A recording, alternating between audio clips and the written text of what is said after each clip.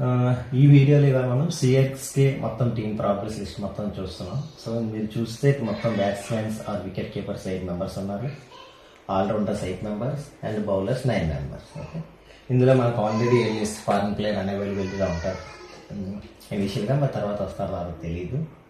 So ఇప్పుడు మీకు మామూలుగా మన బ్యాట్స్మెన్ చూసుకుంటే గైక్వాడ్ కెప్టెన్సీ చేస్తున్నారు, ధోని మనకు తెలిసిందే ఫినిషింగ్ రోల్ ఇప్పటికి చేయొచ్చు, బ్రేవిస్, సంజు సామ్సన్ని మనం ఈసారి తీసుకున్నారు Chennai Super Kings, Sam Curran and Ravindra జడేజానితో మనకి మార్పిట్ చేసుకున్నారు.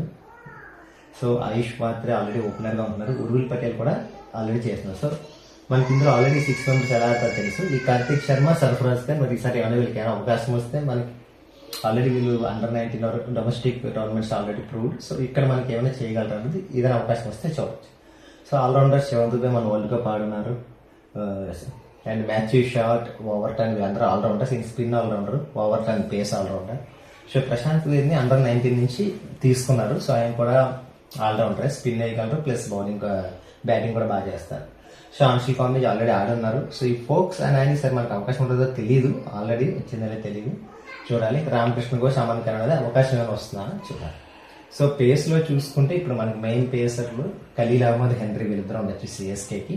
సో మీరు చూస్తే Rahul Chahar spinner, Shreyas Gopal spinner plus batting కూడా కొద్దిగా ఆడగలరు. Noor Ahmad number 1 spinner from Afghanistan. So Akeal Hosein ఆయన కూడా స్పిన్ చేస్తారు. ఎల్లిస్ ప్రజెంట్ అవైలబిలిటీ లేరు. ఇంకా ముఖేష్ చౌదరి, గుర్జప్రీత్ సింగ్ అని గుర్జప్రీత్ సింగ్ అనే వాళ్ళకి వీళ్ళు కూడా డొమెస్టిక్ లో బాగా ఆడున్నారు. ప్లస్ ఇప్పుడు ఈసారి ఈ టోర్నమెంట్ లో సిఎస్కే తరఫున ఆడే అవకాశం వస్తే మనకు చెప్పలేము. అట్మోస్ట్ ఈ బ్లూ టిక్ చేసిన వాళ్ళ నుంచే అట్మోస్ట్ ఎక్స్పెక్టెడ్ వాళ్ళని పిక్ చేసే అవకాశం ఉండొచ్చు, కానీ ఇప్పుడు ఏం జరుగుతుందో మనకి ఏం తెలియదు. సో ఇంజరీస్ సంథింగ్ అయినా డెఫినెట్ గా ట్రై చేయాలంటే మిగతా వాళ్ళతో ట్రై చేస్తే మనకు కూడా వాళ్ళు ఎలా ఆడతారు ఐపీఎల్ అనేది మనకు కూడా తెలుస్తుంది.